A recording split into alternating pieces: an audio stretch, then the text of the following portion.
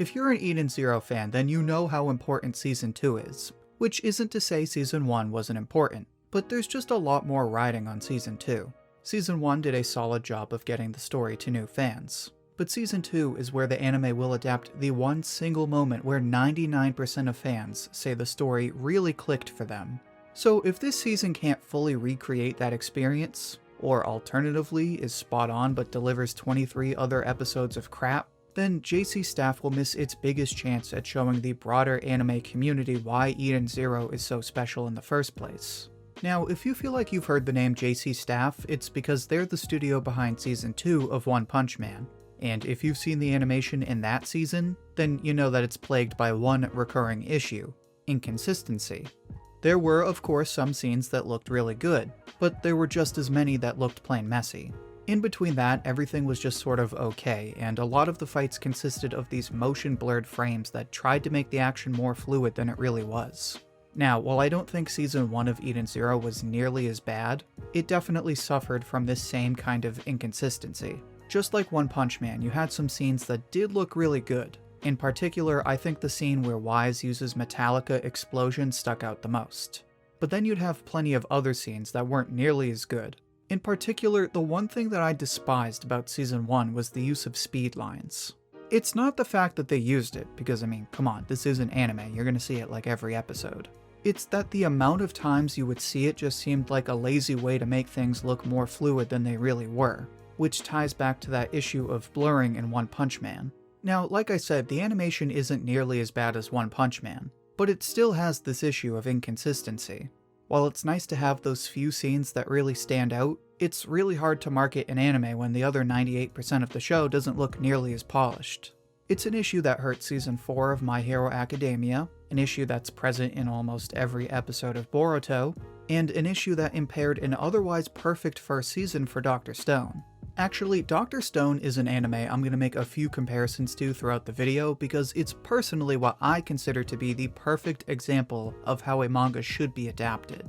In this case, Dr. Stone's studio didn't dramatically improve its animation quality, but it made Season 2 much more consistent, and that's what needs to happen in Season 2 of Eden Zero. Anime fans have admittedly been spoiled with god-tier animation, so we've come to expect that in every show we watch. And honestly, it's a bit unrealistic.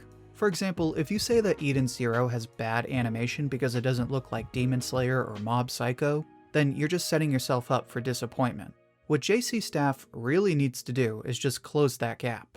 Because think about it, there's going to be a lot of fights in Belly All Gore. To say that they all need to be perfect 10 out of 10s is obviously setting the bar way too high. But if JC Staff can make all those fights and the in-between scenes have the same level of quality, rather than just bank on a few really good scenes, then the season as a whole will deliver a much better viewing experience and new fans will actually be able to enjoy the whole season. Otherwise, they'll decide it's just not worth the investment before they ever get to experience those critical moments. Now, in addition to animation, there are two other issues from Season 1 that, if they continue, will definitely prevent Season 2 from properly adapting the source material. But real quick, just before I do that, I want to give a quick shout out to this comment of the week from my previous video. If you'd like me to share your comment in the next video, then share some of your ideas for Season 2 down below. But back to what I was saying, these two issues stuck out like a sore thumb in Season 1. So much so that when I asked Twitter what needed to change, these were the most common responses along with animation. The first issue of these, at least according to Twitter, was character design. This is something that people have been saying since I first started getting into Eden Zero, that the character designs suck and they look nothing like Mashima's art in the manga. It's such an issue for some people that I've seen comments here and there saying that the anime actually made Homura look ugly. Now, I wouldn't go that far myself, but if people are willing to say that about a character that many argue is the best looking in the story, then clearly it's a problem. But see, I don't think it's a character design problem specifically. Again, this is kind of an inconsistency issue, because some scenes would actually have frames where the manga to anime comparison was pretty spot on. It's another one of the big issues in Season 1 of Dr. Stone, too. Boichi had carefully composed each panel of the manga, and then a bunch of the frames in Season 1 would come out looking like this. But see, it wasn't that the studio wasn't faithful to Boichi's art style. Once they cleaned things up in Season 2, fans didn't really have any complaints. The real issue for Dr. Stone, as well as Eden Zero, is just an overall composition problem. Yes, part of it is the character designs, but it's also just the aligning of the characters overall. Mashima has a more traditional art style that uses a lot of solid black lines, more notably in the outlines of his characters.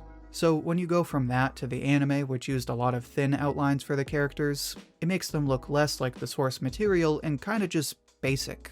If JC staff can do like TMS did and clean things up, then I'm sure it'll help reflect Mashima's unique art style.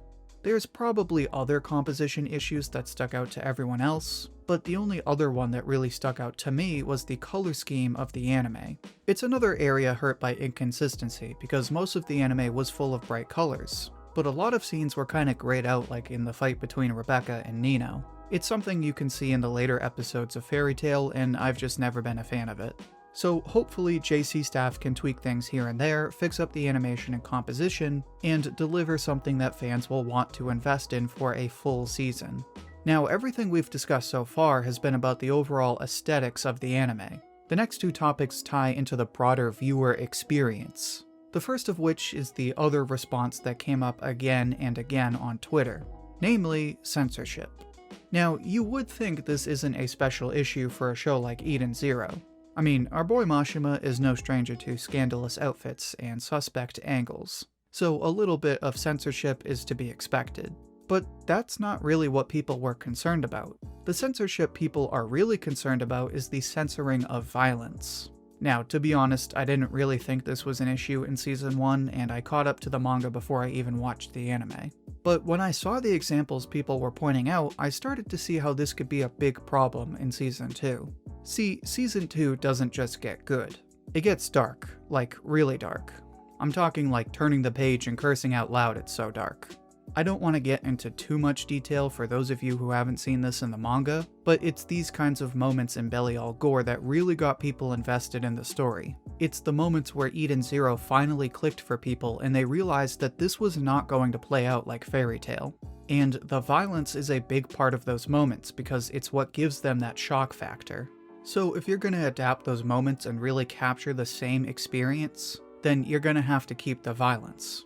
Now, while it's fairly obvious that the violence will only benefit the anime, it's the kind of thing that JC staff might not have the final say on. You have to remember that this is a show that airs on broadcast TV, so a lot of these censorship decisions are subject to when and where the anime is broadcast. Unless Season 2 is broadcast in a different time slot, then it's probably going to be censored just like Season 1.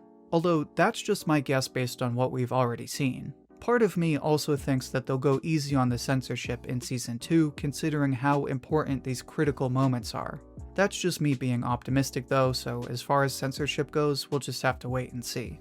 But finally, the last topic is one that I really haven't seen anyone bring up because it sounds completely asinine out of context.